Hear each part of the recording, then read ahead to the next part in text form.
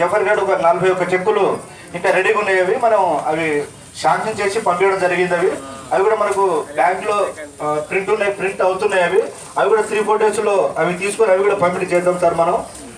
అదేవిధంగా కొన్ని ఒక 75 అప్లికేషన్స్ పెండింగ్ ఉన్నాయి మన దగ్గర. అంటే మన ఇక్కడ జఫర్గఢ్ చూసుకుంటే 27 అప్లికేషన్స్ పెండింగ్ ఉన్నాయి. దాంట్లో ఒక 10 కూడా ప్రాసెస్ చేయడం జరిగింది. మిగతా కొన్ని వాళ్ళ డాక్యుమెంట్ ఇవ్వక పెండింగ్ ఉంటున్నాయి.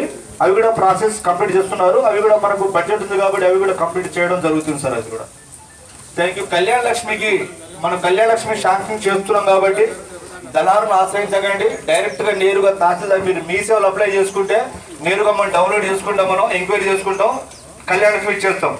దళారును ఆశ్రయించకండి. డైరెక్ట్ ఇప్పుడు మనకు బడ్జెట్ కూడా చాలా బడ్జెట్ ఉంది మనకు. కళ్యాణ లక్ష్మి ఎక్కడ బడ్జెట్ ప్రాబ్లం లేదు.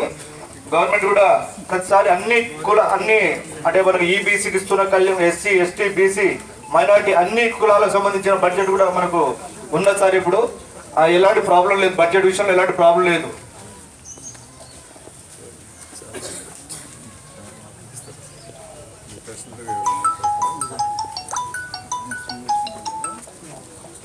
Thank you sir. ఇప్పుడు మన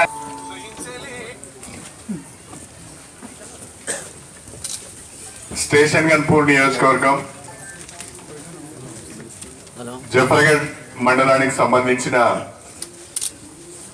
కళ్యాణ లక్ష్మి షాదీ ముబారక్ చెక్ల పంపిణీ, అదేవిధంగా సిఎంఆర్ఎఫ్ చెక్ల పంపిణీ సందర్భంగా ఏర్పాటు చేసుకున్న ఈ సమావేశానికి అధ్యక్షత వహిస్తున్న మన ఆర్డీఓ గన్పూర్ వెంకన్న గారు, వేదిక పైన తహసీల్దార్ గారు, మన పిఎస్సిఎస్ చైర్మన్ తీగల కరుణాకరరావు గారు, అదేవిధంగా మన గణపురం వ్యవసాయ మార్కెట్ కమిటీ వైస్ చైర్మన్ సోదరు వైలయ్య గారు, మార్కెట్ కమిటీ డైరెక్టర్లు, వివిధ గ్రామాల నుంచి విచ్చేసిన లబ్ధిదారులందరికీ, ప్రజాప్రతినిధులందరికీ, కాంగ్రెస్ పార్టీ కుటుంబ సభ్యులకు, నాయకులకు, మీడియా మిత్రులకు అందరికీ పేరు పేరున నా హృదయపూర్వకమైన నమస్కారాలు తెలియజేసుకుంటున్నాను. రాష్ట్రంలో ఉన్న కాంగ్రెస్ ప్రభుత్వం ప్రత్యేకంగా బలహీన వర్గాలకు సంబంధించిన ఏ ఒక్క సంక్షేమ కార్యక్రమాన్ని కూడా ఆపకూడదని, ఆలస్యం కూడా చేయకూడదని,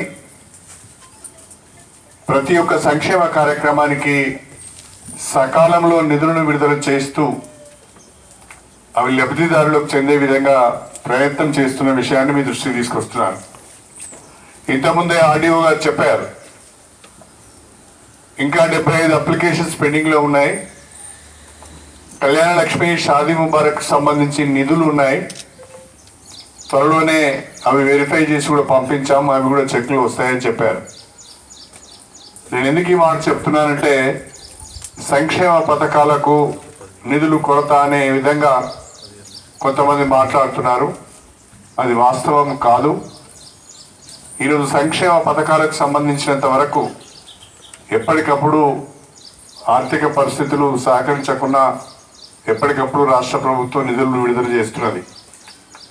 ప్రధానంగా మన నియోజకవర్గానికి సంబంధించి నేను ఎమ్మెల్యేగా ఎన్నిక కాగానే 2 విషయాలు నేను కలెక్టర్ గారికి, ఆర్డీఓ గారికి, తహసీల్దారులందరికీ కూడా చెప్పడం జరిగింది.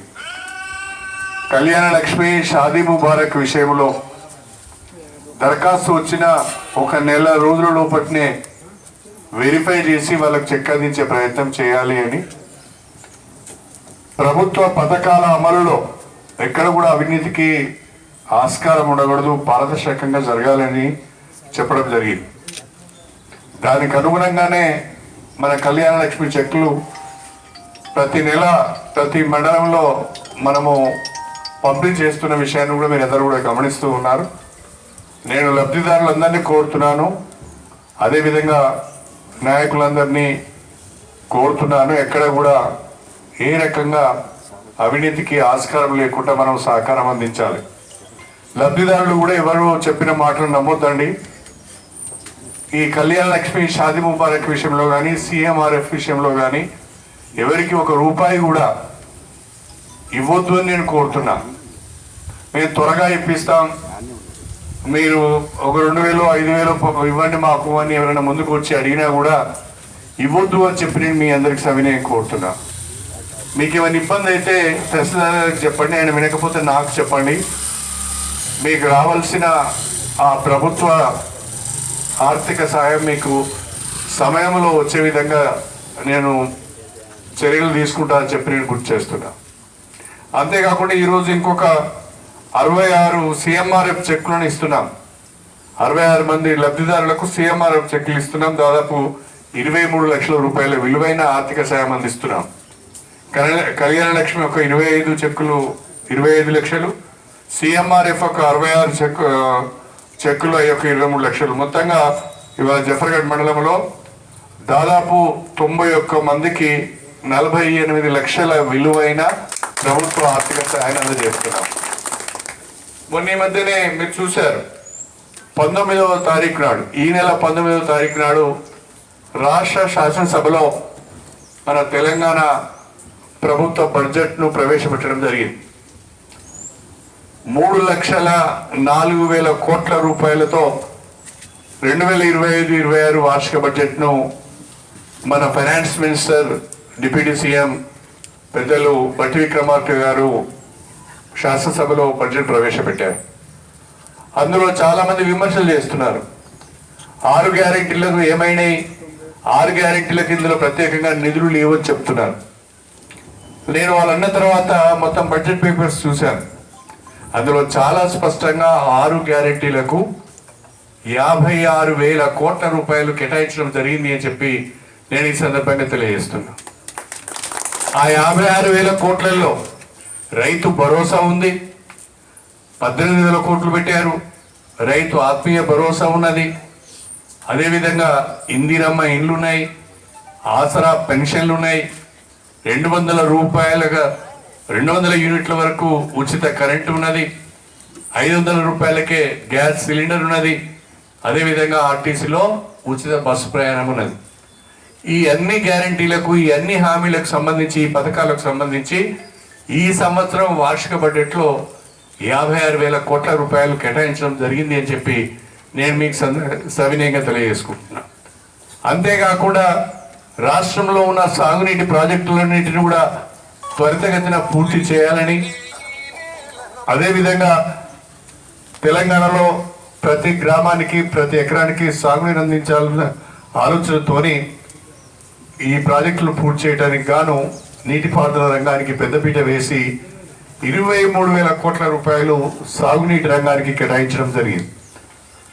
ప్రాధాన్యత క్రమంలో తెలంగాణ అభివృద్ధి లక్ష్యంగా ఏ ఏ రంగాలకు నిధులు కేటాయిస్తే త్వరితగతిన అభివృద్ధి చెందుతుందో దాన్ని దృష్టిలో పెట్టుకుని చేయడం జరిగింది. ప్రధానంగా ఇంకా ఈ సంవత్సరం కొత్తగా ఎస్సీ, ఎస్టీ, బీసీ, మైనారిటీ వర్గాలకు సంబంధించి వాళ్లకు ఉపాధి హామీ కింద, సెల్ఫ్ ఎంప్లాయ్మెంట్ స్కీమ్స్ కింద యువ వికాసం అనే ఒక కొత్త కార్యక్రమానికి శ్రీకారం చుట్టి దానికి బడ్జెట్లో 6,000 కోట్ల రూపాయలు కేటాయించడం జరిగింది అని చెప్పి నేను ఈ సందర్భంగా తెలియజేసుకుంటున్నా. అంటే ఎస్సీ, ఎస్టీ, బీసీ, మైనారిటీ వర్గాలలో ఎవరైతే నిరుద్యోగులైన యువకులు ఉన్నారో, చదువుకున్న యువకులు ఉన్నారో వాళ్లకు ప్రభుత్వ పరంగా ఆర్థిక సహాయాన్ని అందించి, చేయూతను అందించి వాళ్ళకు ఉపాధి కల్పించాలనేదే ప్రభుత్వం యొక్క ధ్యేయంగా మీ అందరి దృష్టికి తీసుకువస్తున్నారు. ఆ రకంగా ప్రతి ఒక్క సంక్షేమ పథకానికి, ప్రతి ఒక్క కార్యక్రమానికి కూడా బడ్జెట్లో నిధులు కేటాయించడం జరిగింది. రూపొందించిన బడ్జెట్ కూడా వాస్తవానికి చాలా దగ్గరగా ఉన్నది. ఏదో బడ్జెట్ పెట్టినామంటే పెట్టినట్టు కాకుండా ఈ బడ్జెట్లో రూపొందించిన ఈ పథకం కానీ లేదా ఈ అభివృద్ధి కార్యక్రమం కానీ అమలు అయ్యడానికి వీలుందా లేదా చూసినప్పుడు తప్పకుండా అవన్నీ చేసుకోవడానికి అవకాశం ఉన్నది. అందుకే బడ్జెట్ వాస్తవానికి చాలా దగ్గరగా ఉంది అని చెప్పి నేను ఈ సందర్భంగా తెలియజేస్తున్నా.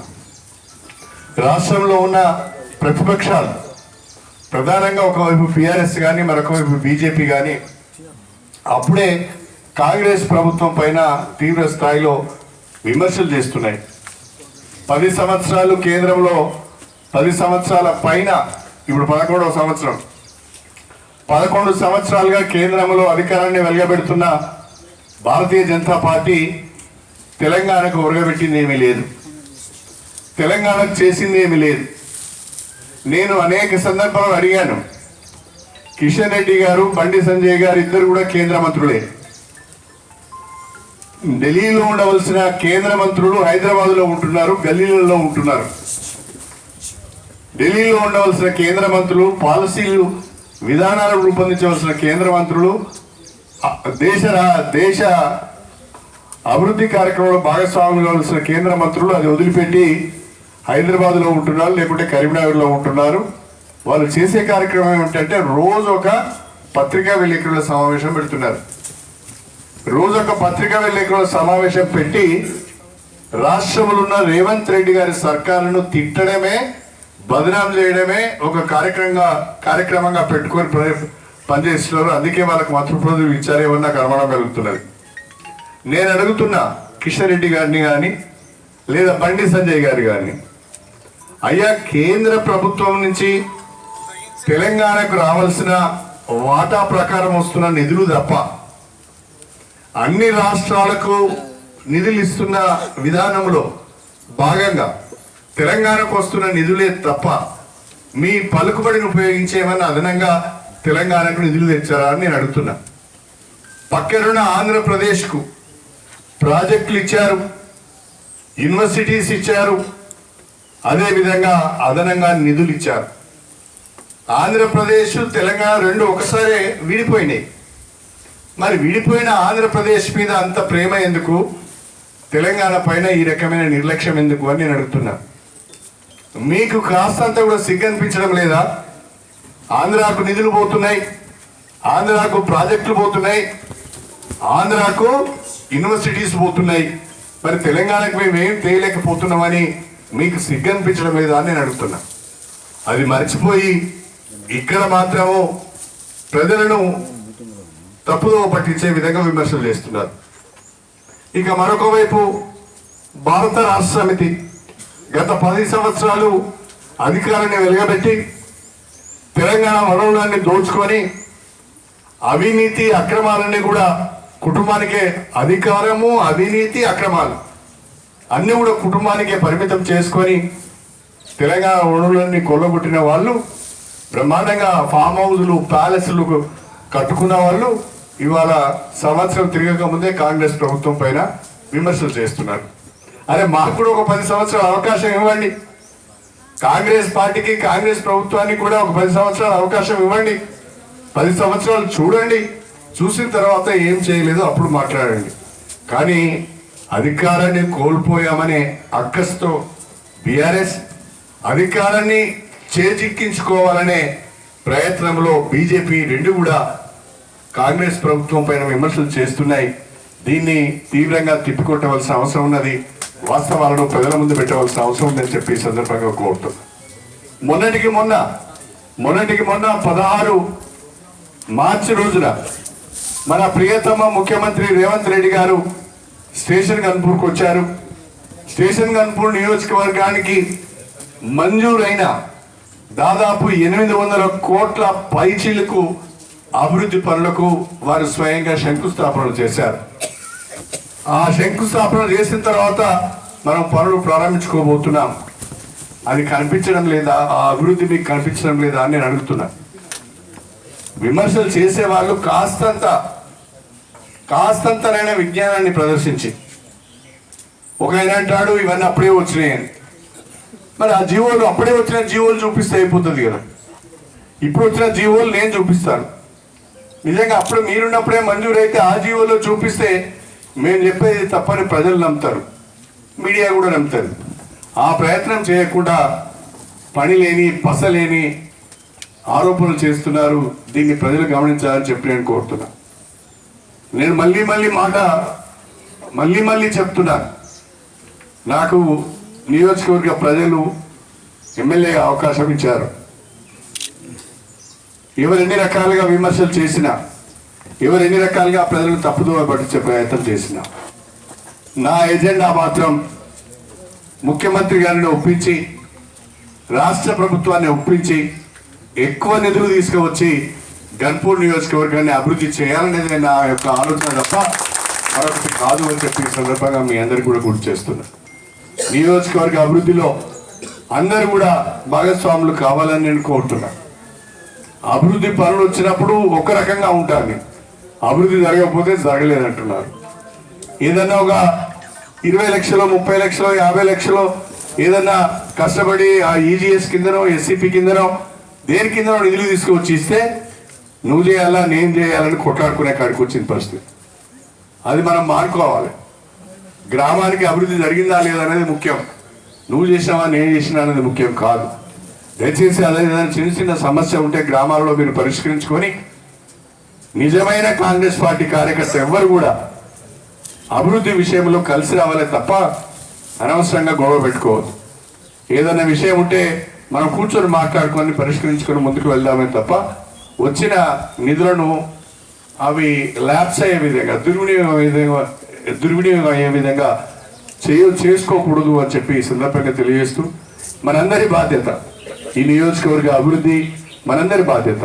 మనకు నమ్మి అవకాశం ఇచ్చారు, దాన్ని కాపాడుకోవాల్సిన బాధ్యత మనందరిపైన ఉందనే విషయాన్ని ఈ సందర్భంగా మీ అందరికీ సవినయంగా తెలియజేసుకుంటూ మీ అందరి దగ్గర సెలవు తీసుకుంటున్నాను. అందరికీ నమస్కారం.